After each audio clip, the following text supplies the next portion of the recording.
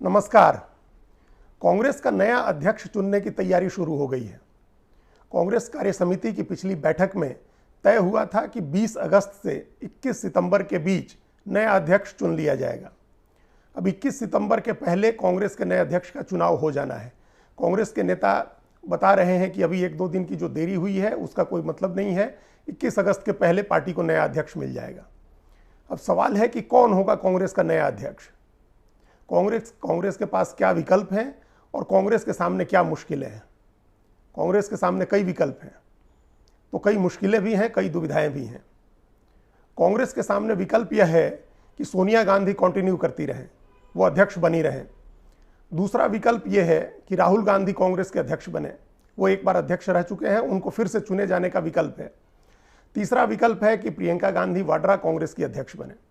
इसके अलावा एक विकल्प यह भी है कि परिवार के बाहर से किसी व्यक्ति को लाकर अध्यक्ष बनाया जाए। इन चारों विकल्पों की अपनी अपनी मुश्किलें हैं, इसमें अपनी अपनी सीमाएं हैं और अपने अपने खतरे हैं।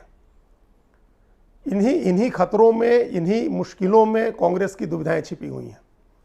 जैसे अगर कांग्रेस पार्टी, राहुल गांधी तैयार नहीं होते हैं और कांग्रेस पार्टी को उनकी जगह कोई दूसरा अध्यक्ष चुनना होता है तो क्या करेगी कांग्रेस पार्टी। कई नेता चाहते हैं कि प्रियंका गांधी को अध्यक्ष बना दिया जाए, लेकिन राहुल गांधी ने मना किया हुआ है कि प्रियंका गांधी भी नहीं बनेंगी, परिवार का कोई आदमी नहीं बनेगा। कांग्रेस के नेता आखिरी प्रयास के तौर पर इस उपाय में लगे हुए हैं कि किसी तरह से सोनिया गांधी को ही कंटिन्यू करा दिया जाए, सोनिया गांधी अध्यक्ष बनी रहें। पर मुश्किल यह है कि उनकी सेहत ठीक नहीं है। खराब सेहत के साथ अगर उनको फिर से अध्यक्ष चुन दिया जाता है तो भाजपा को और दूसरी विपक्षी पार्टियों को यह कहने का मौका मिलेगा कि कांग्रेस के पास कोई नेता नहीं है और कांग्रेस उन्हीं सोनिया गांधी को कंटिन्यू कर रही है जो पिछले 24 साल से, बीच के 1-2 साल को छोड़ दे तो लगातार अध्यक्ष पद पर है। राहुल गांधी या प्रियंका गांधी को बनाते हैं तो भाजपा को यह कहने का मौका मिलेगा कि कांग्रेस वंशवादी पार्टी है, जिसको आजकल प्रधानमंत्री नरेंद्र मोदी ने सबसे बड़ा राजनीतिक मुद्दा बनाया हुआ है। उन्होंने लाल किले की प्राचीर से भी वंशवाद और परिवारवादी राजनीति की आलोचना की थी और देश के लोगों से अपील की थी कि वो इस तरह की राजनीति को विफल करें। ऐसे में कांग्रेस के लिए ये बड़ा मुश्किल हो जाएगा इस बात को डिफेंड करना अगर वो राहुल गांधी और प्रियंका गांधी में से किसी को अध्यक्ष बनाते हैं। सोनिया गांधी को बनाते हैं तब भी ये आरोप लगेगा। अब सवाल है कि इन तीन के अलावा, परिवार के अलावा क्या विकल्प हो सकता है। परिवार के अलावा कई नेताओं के नाम लिए जा रहे हैं जिनको कांग्रेस पार्टी अध्यक्ष बना सकती है।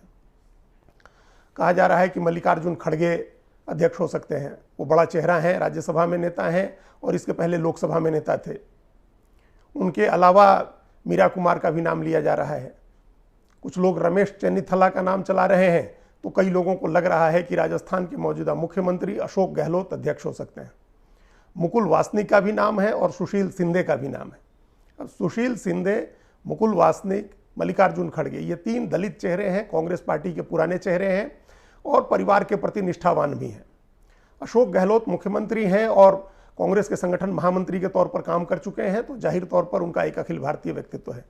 मीरा कुमार लोकसभा में स्पीकर रही हैं, महिला हैं, दलित हैं और उनके पिता बाबू जगजीवन राम देश के उप प्रधानमंत्री रहे हैं, रक्षा मंत्री रहे हैं और उनके रक्षा मंत्री रहते भारत ने 1971 की लड़ाई जीती थी।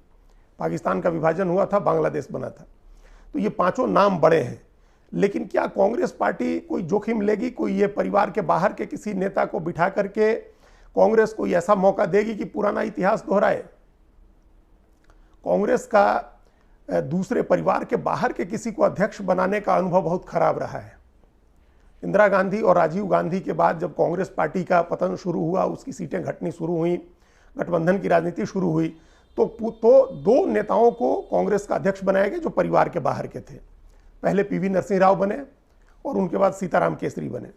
इन दोनों से कांग्रेस पार्टी ने खता खाई हुई है, सोनिया गांधी के परिवार ने खता खाई हुई है। नरसिंह राव प्रधानमंत्री भी थे और कांग्रेस के अध्यक्ष भी थे।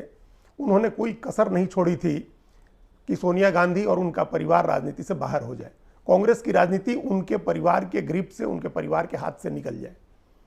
दूसरी ओर से भी प्रयास हो रहे थे नरसिंह राव को कमजोर करने और उनको हाशिए पर डालने के भी प्रयास हुए, पार्टी में उनको कमजोर करने के प्रयास हुए, जिस प्रयास के तहत कांग्रेस तिवारी का गठन हुआ था। नारायण दत्त तिवारी और माधवराव सिंधिया और इस तरह के कई नेता, शीला दीक्षित, ये लोग सब लोगों ने मिलकर के अलग पार्टी बनाई थी। तो वो प्रयास दोनों तरफ से हो रहे थे। तो वो एक बड़ा बुरा अनुभव था सोनिया गांधी का।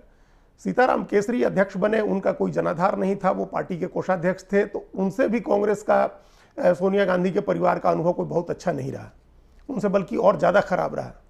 एक समय ये स्थिति थी, इस बात का जिक्र कई लोगों ने अपनी किताबों में भी किया है और ऐसी अनौपचारिक चर्चाओं में इसकी बातचीत होती रहती है। वो कहानी मुझे ध्यान है, 1997 में सोनिया गांधी कांग्रेस पार्टी की प्राथमिक सदस्य बन गई थी। उन्होंने ये संकेत दे दिया था, संकेत क्या दे दिया था, घोषित कर दिया था कि वो सक्रिय राजनीति में आ रही हैं।